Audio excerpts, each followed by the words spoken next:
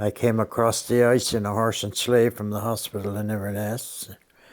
I was in a basket with a buffalo over me, and they weren't sure I'd be alive when they got to Lake Ainslie, but I survived it. Then I got home and they put me on the couch, and there was a little dog in the house, and they looked and the dog was shaking me like that. So if the cold didn't get me, neither did the dog. Survivor. Survivor. Yeah. My name, I was christened by the name of Catherine Marie, which was after two grandmothers, and for short, I'm known as Cathy in this community. And I've been here all my life except when I went to college in Truro and became a teacher. And I taught school, but it was difficult to be working full time when I had my father-in-law lived with us, and I would have to go in the morning and say, "Papa, I'm going to substitute." So I did substitute work for the last part of my teaching career. Grandfather, I guess my great-grandfather what came on it first, but I don't know a lot about my great-grandfather, but my grandfather, he lived off the farm here. He was a drover, and he drove cattle from, he'd buy animals, and they'd drive them to Waikagama and put them on the boat in Waikagama, and they'd go to Sydney and be slaughtered there. So he was a drover. And then, of course, my father was a carpenter, and he started, I think he was in Glace Bay when he was about 14 years old, and he was a nailer. And that's all he did was drive nails. And they'd be put the boards on the houses, and they'd just get them there and he'd nail them down. So that's when he was a very young man. Then after that he went to the States, and he worked with his uncles in the States. And while he was in the States, there he is up there. He was in the American Army, and he was stationed in Georgia. And lucky for him, the war was over before he had to go overseas. He was a machine gunner, and he was trained. He could take the machine gun apart and put it together in the dark. And so then after that, he came back home and married, and he farmed on here and did carpenter work. This is your Yeah, he was supervisor when they built, I think, 2 hospitals in Inverness. One burnt, and he was the supervisor when they were doing that. So I didn't work a lot with my father. I wasn't too fussy about carpenter work when I was that age, young age, teenager. And of course he was 40 years older than I was, so he was retired when I was just in my late teens and early 20s. Well, yeah, we used to skate on the lake, some, not a lot, but we used to skate on the lake. And I can remember my granduncle had a store just before you come to Kirkwood down there, and we used to go there with the horse and sleigh to get some groceries. And then there was another little store up at Michael's, where the property Michael owns now. There was a little store there, and we used to go with horse and sleigh in the winter up there to the store. Yeah, and of course in them days too, my father always had to cut firewood. They'd go in the fall of the year and cut the wood, and then when the first snow came, he'd haul the wood. And I used to go occasionally with him, and I got a kind of a funny story about that too. I used to have a heck of a time with cold feet, so there was a pair of moccasins on the place here, and you know what moccasins were like. They had leather soles, So we were out in the woods, and there was a steep part coming down. My father told me, you better walk down that, and I'll pick you up at the bottom. So I started down the hill, and I'd go about a step, and I'd slide like that. I was on my backside up most of the time down the hill, and scared that my father was going to leave me there. I came home, took the moccasins off, and said, never ever put them on my feet again. Yeah, no grip. No grip. Yeah. So that then, of course, there was always the farm work too, you know. Even as a teenager, you had to do your chores. You had to take the wood in and probably put down the hay and help clean the stables. It was part of living then. My mother was born in Lowell, Mass. Yeah, my grandfather was from, I think they were from New Brunswick, right? We visited where they were there, I did. His name was Mutch, M-U-T-C-H. And that was Lowland Scottish, I think. So she was only 7 when she came. My grandmother died, and my grandfather wanted to come to this part of the country. Why, I don't know, but it's where his wife that died was from. So he had a home down here a bit, but he died a month before I was born, I think. My mother was great.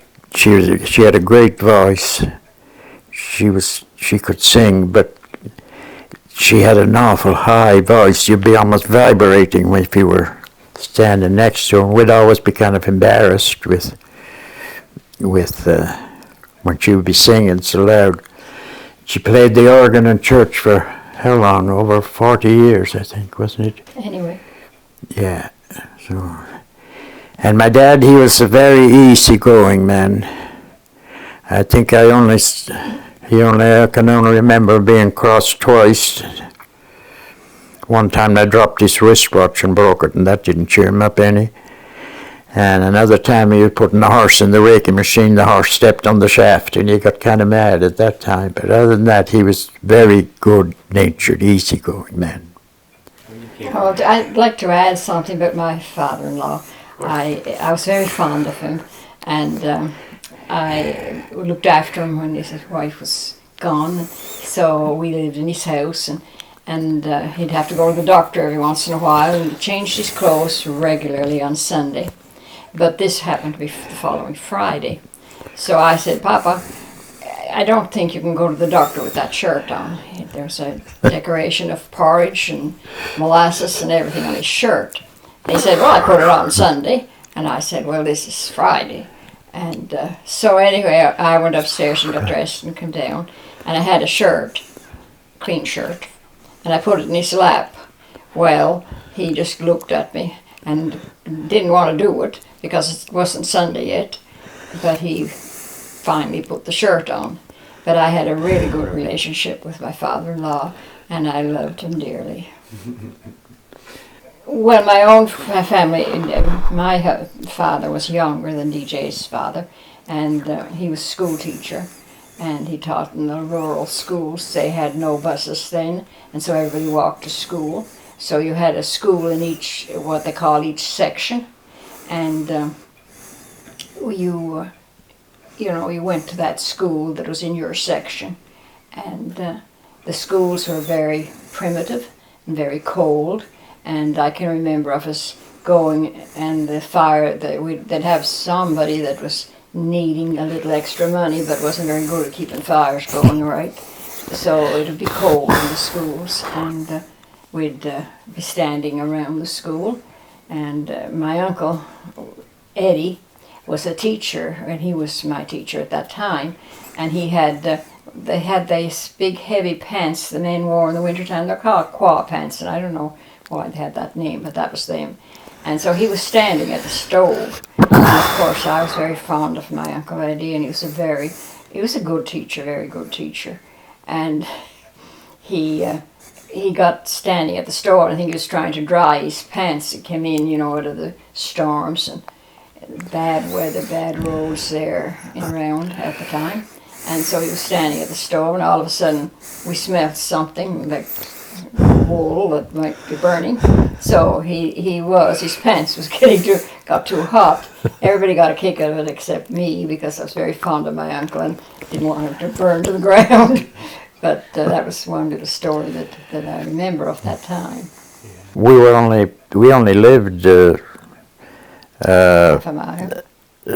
3/4 of a mile or half a mile apart. So I remember the day that Eddie's pants was on fire too. Oh yes, I was there too, of course. Yeah, the kids wanted to burn to the ground, but I thought he shouldn't. We were in the same grade.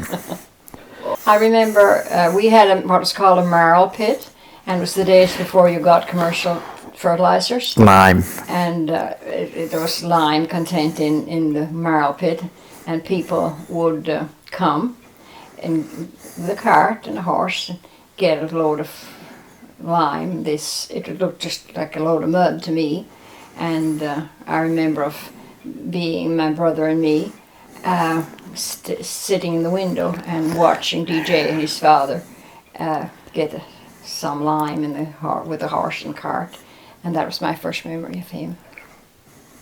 Or do you remember something else? I remember going for the marl, and I remember seeing them in the window, and they wouldn't come outside. I think my sister was there too. Catherine was, yeah. Yeah, I think so. Mm-hmm. School? Well, we hardly met each other at that time. At that time, there were two churches, Presbyterian Church, to which he belonged, and I belonged to the United Church, so there was no communication to us in church until we got to school, kind of thing. How many kids were in your class? You and I. 3 in ours. 3. Yes, 3. You two and one other. Yeah.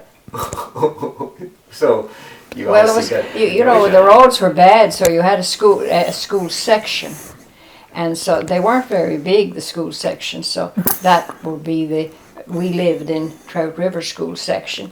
The next one down beyond us was Hamilton School section, and then Scottsville. So because of road and weather conditions, they had small schools in sections. Schools were built so that none of the children had to walk more than 2 miles. 2 miles. So there'd be almost like one every 4 or 5 miles. There'd be a school, you see. So, because everybody walked to school then. Oh yes. What was the walk like to school in the wintertime here? It wasn't good. We had about a mile to go. Well, you didn't know anything else. So but it's what you did. But if it was really stormy, somebody would like to pick you up with a horse and sleigh. One of the fathers would come with a horse and sleigh and pick you up, and take you home. It wasn't. I wasn't so bad that I didn't tear a sleeve off your coat any time, and you did on me. Oh, tell us that story. You're not. I was riding my bicycle as calmly as could be, and she grabbed the hole in my coat like that and pulled the sleeve right off it. I remember when he came looking for the marrow, and Hugh and me, that's my brother, we were watching this little fellow, and Catherine was there too. That's right. And we were watching them at the window, and we didn't dare go out because we didn't know those kids. So. Right. So. Hugh and I did everything together. Yeah. We did. Yeah. Yeah. We had a little wagon each, and we'd be back and forth on that wagon. Then we had bicycles. We'd be back and forth on the bicycles. Then we got cars, so then we'd be back and forth with cars. Any other stories from school? Either go back and forth. Like you can tell some stories about her, what you remember too. I love those stories. I was good. Yeah. Trying to learn something. You were good, all right. Yeah. She wasn't athletic, that was one thing. Of course, at dinner time, lunchtime, you'd be playing baseball or cricket or something. She'd always be the last one picked because she wasn't very athletic. Oh, no, not very. Huh? Not very. No. But them days, the teacher went home to lunch and left all the kids in the school. Today, the teacher would be in jail if they did that. That was true. They'd go away for an hour and kids would have their lunch and then go out and play. Well, I couldn't stand him for a long time because he was awful bad. But then I decided I liked a little better. But she, after we were through school, she went to school in Inverness for her grade 12, and I quit school after grade 10. And so then she went from there to normal college in Truro. So we didn't start going together. Then she came home and we talked for a year or two before we started to go together.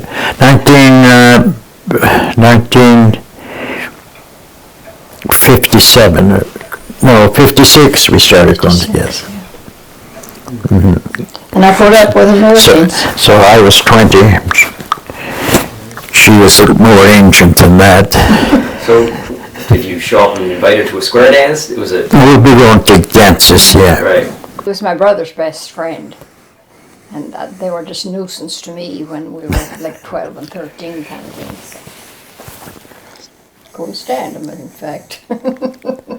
So then we were married in 1958. 59, Janice was born. 60, Karen was born. 61, Edward was born. And then we got married. 7 years later, David was born. David thinks he was the chosen one. Then after that, well, I was doing carpenter work by that time. Best because my father was a carpenter, everybody thought I should be a carpenter too, so they'd be after do this little job and do that little job. So then I started doing carpenter work.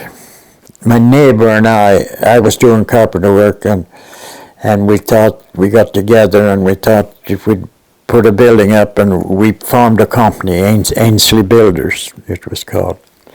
That'd be in the late 60s, I suppose. So we worked at that together until 76, I think it was. And if you remember the late 70s, times were kind of rough. There wasn't things that, things were down a bit. And we had no EI because we had our own company. So he was all right because he was older than I, 10 years, and he was more financially well off than I was. I had four children at the time. And so I went to Halifax, and I got work there, but I only was there maybe 5 months or so in Halifax, and I got a chance to get on as a carpenter at the pulp mill, temporary. So I got a call to go there, and I went to the boss. Ferguson was his name, from Halifax. He owned half of Halifax, I think. He was a hard old cat. Anyway, he said, if you're going, you're going. So I said, well, I'm going. So I came home, and I got on temporary at the mill. Then 1987, I went to Halifax to do a job for friends of ours that I stayed with when I was in Halifax some. So David and I went up there, and we did a big job in the house, and then we formed a company, DJ and MacLean and Sons. So after that, that'd be at the pulp mill. I was never steady at the pulp mill. I was always just on call for shutdowns and things like that. So David, he was on his own when he was doing the carpenter work when he was early 20s, 20, 21. And he was a better businessman than I was. At that time, when I was doing carpenter work, there was a lot of grants, government grants, and you got paid by the hour, and it was hard to make any money by the hour, particularly if you're working for some poor old lady that had half nothing, and you tried to do the best you could and not go in the hole doing it, But then at that time, people started contracting, and so when David and I got into it, we did more contracting, and he was a better businessman than I ever was, and I often saw it where the older person wouldn't give up to the young person, and I could see that two people can't be boss, if anything. So I just stepped back and I let David go ahead. And he hasn't stopped since. He's still going. So we started building houses, and we're advertising houses, turnkey package for $60,000 for the house. And we built quite a few. That's something like that, but then, of course, the graduate. Well, we had 3 children, one right after the other, and Janice and Karen and Edward, and then we had David. 7 years. 7 years after that, and I remember I was substituting because I couldn't do 2 jobs at one time. I found that out, and I saw teachers trying to do that. So I was satisfied enough with substituting in Waikagama and Inverness. And I was fairly successful at that, I think. And I enjoyed it. So that was how I ended my career. It started out when we started first, it was myself and David and myself, and we had probably 2 other guys with us, sometimes 1, sometimes 2. So then it gradually grew. Maybe we can just talk about again about the growth you've seen of the business and since David took over. Yeah, he not only has this carpentry business, but he's got 4 excavators, 3 dump trucks, or 4 dump trucks. So he's busy on that end too. But he has more people, he has more help now, so it's easier on himself too. He has estimators with him. And both grandchildren work with the company now. With the company. But in our younger days, we used to go, before we were married, we go to Inverness. They just had a theatre in Inverness, and we used to go to the shows in Inverness. Movies. To the movies in Inverness. Yeah. Thing of the past. Yeah. Yeah. 55 cents, I think, to go into the to go to the movies. 5 cents for a bag of chips and 10 cents for a bottle of pop. Do you remember any of the classic movies you saw then? Do you remember anything? And the sad part was, she started to work as a teacher, and she was making probably better money than I was, and she would never pay her way into anything. No, the ladies did not do that. What were your date nights like in the early days? What would you do?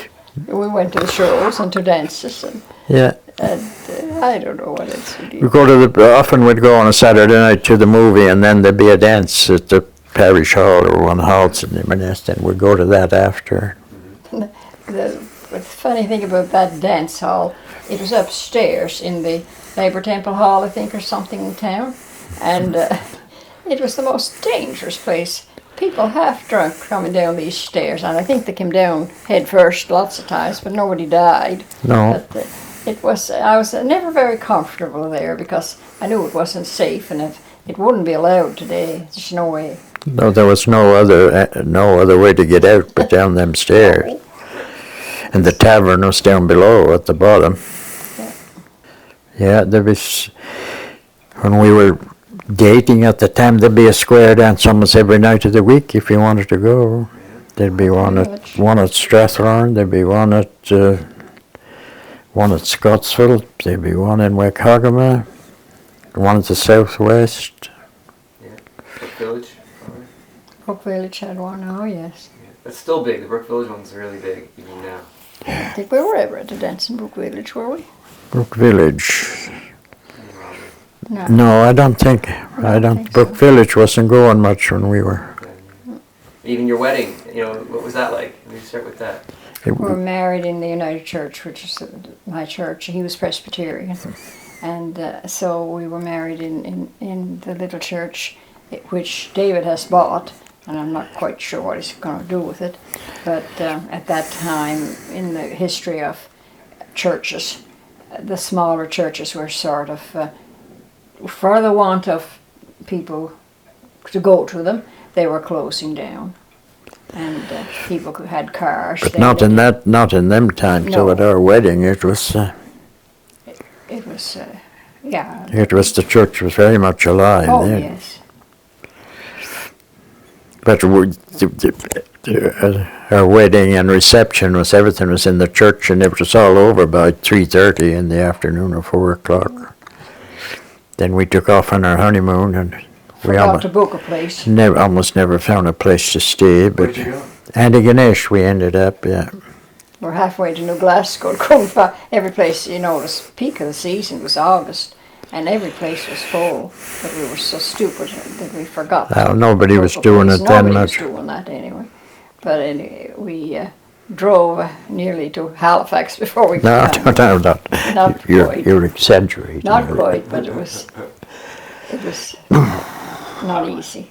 After the honeymoon, when people would return home, people would show up and honk horns at their house and shoot guns. And That was chivalry or a something? chivalry, yeah.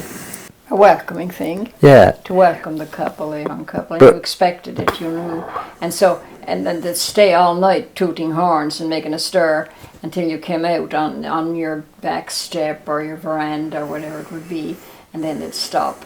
And then Then there'd be a party. there was a party, and everybody would share liquor and that kind of thing. So But chivalries were dying out yeah, they when were, we were married, though, they and were about the end of them. yeah, it People was would come blowing the horn, and shotguns, firing shots in the air. that was long ago before that. That was before ours. When they came with the horses and wagons. Yeah, we were here, yeah. And they would honk the horns forever. You had to come out of your house, and if you had veranda, you stood on the veranda and you welcomed people, told them to come in, and they did, and have drinks and that kind of thing. So, yeah, still going on then. No more. Everybody had sheep and yarn and knitting, and you hand knitted socks and mittens and things like that. And I think the chivalry, You were thinking about the spinning frolic? yeah, and they come, all just women, particularly women, but sometimes their husbands would come to the field and up to wherever, carrying a spinning wheel. And I don't know if you're familiar with what a spinning wheel looks like, but they would have And then set them up. Set them up and the women would spin for 2 or 3 hours and then have a big tea. There'd be tea, never liquor. There'd be tea. Never liquor you saw, anyway. Set No. up in the barn or just always? Oh no, in the house. Yeah, Outside. yeah. Yeah. You had it did people come here and do one? In the house. It'd be usually in the winter time. A lot of the time they'd be I spinning. remember them being at our house. Oh yes, I remember them being here too. Not so much after we were married, and I don't think there was such a thing as a spinning frolic then. No.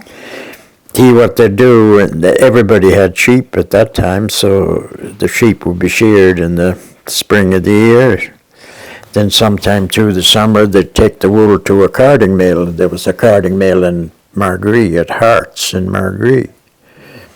And before that there was one, but you might have, I don't know if you were the one down at, On the way to Inverness? yeah. No, I was never at. No, I wasn't either, but there was a carding mill there too. Then they get the wool carded into rolls, and then they'd spin it at those frolics, or they spin them themselves. And what about the milling frolics? Did you ever take part in those? Not much around We here. were over by the time we were. No, there wasn't, no. But the men would always come to the spinning frolic and carry the spinning wheel. But they were kind of, you know what a spinning wheel looks like. And they'd take it on their shoulder and go through the fields or through wherever to get to the house. When was this built? This was built in 1895. Okay. Papa always told me they carried him down when he was 6 months old from the house on the hill, not the house that's there now. But I knew when we lived in the house on the hill that there was one there before, because there was pieces of broken glass in the ground, you know, and you knew somebody had lived there before. I gathered, I got some of the glass yet somewhere. A bowl full of the pieces of glass out in Sandport, I think. And it sort of tells the story itself, because some of it's crockery and churns and that. So they had, what do you call the thing you put the butter in? Tubs. Yeah. And I have a cute story. My father told me this story. When he was a young lad, he was helping a neighbor next door over here, and he's putting out manure, spreading manure on the fields, and he worked all day with the neighbor putting out manure. Evening, when he was all through, the neighbor gave him an egg. now what would a young fella do? He'd throw it away today. You know, my father always said, I don't know if he thought he was paying me or did he do it for fun. But he said that's all he got for the day's work was an egg. Your grandparents told you, or your father? Grandma lived with us for a lot of years, and yes, I'll tell you one thing about Grandma. Her first language was Gaelic, and she learned it in school, and she couldn't speak a word of English, not a word. Her Gaelic was her language, so that's only 2 or 3 generations back, 4. But yeah, it wasn't very easy. Yeah. But DJ and Hugh were best friends. Yeah, we always got along well. Yeah, we did a lot of different things together. He'd be, I can remember one time, Turp River here was very, very stormy in the winter time. When the ice is on the lake and the wind is blowing north and the road is by the lake, it's blinding. You can only see gravel road and the banks up like that. And I can remember it was coming from somewhere, Hugh and I, it was Hugh's car he was driving, and we couldn't see through Trout River, so I got out and I was running in front of the car just enough that he could see me, and I ran through Trout River. He was coming behind me, and I was always making out that he was speeding so much that I was getting faster and faster as I was getting through. But I can remember that day. It's just stormy. Important has this physical place been in your life? Well, yeah, it has been. It's, but I mean, it's all we knew. We lived here all our lives, mostly, you know. I mean, we traveled some. We went across Canada one time. We were a month. We drove across Canada and came back through the States. But yeah, we lived here, and the mountain out there wasn't a tree on it. I wish I could have had a picture to show you of it. We called it the Bald It was a bald mountain, it was called. And I asked them old people at the time, we never found out why the thing was a bald mountain. We don't know why. I think there must have been a fire here, perhaps in the days when the Indians were here, I don't know. But there wasn't a tree on it when we were kids. Yeah, when we were little, you'd go up the mountain. Spring of the year, you'd see probably 20, 25 deer out on top of the mountain, eating the grass that was on top of the mountain. Then in the summertime, they put the sheep out, and the sheep would be out. You hear them in the night. On the mountain. There was hardly any bears around then to eat the sheep. All the people had farms, and they sustained themselves with the farms. They got their potatoes, they got their apples off wild apple trees, and they got their, they lived off the land for the most part. Oh, they did. It was time they butchered the pig, and sometimes a cow. So every year. And you had your own milk. Churned the butter. I churned butter a lot. with my mother and made butter, and she sold some in town, and they used to, the people were all miners in town at the time, and so they would buy any amount of things that you had, like butter or homemade cheese, which I loved, and they wanted to buy from, and you sold, people would go to town and would come back with groceries, and more so in Inverness than Waikagama. Waikagama wasn't that well developed at that time. Oh, Well, thank you very much. I think that's great. thank you. It's our pleasure.